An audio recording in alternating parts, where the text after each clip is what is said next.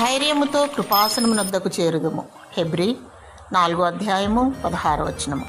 అధైర్యపడకూడదు. నీ భక్తి నీకు ధైర్యం పుట్టిస్తుంది. దేవుడు మనకు ధైర్యము గల ఆత్మనిచ్చాడు. పిరికివారు దేవుని రాజ్యములో చేరరు. దేవుని సన్నిధిలో సమయము గడిపినప్పుడు, దేవుడిని ఆత్మతోనూ సత్యముతోనూ ఆరాధించినప్పుడు ధైర్యము చేకూరుస్తాడు.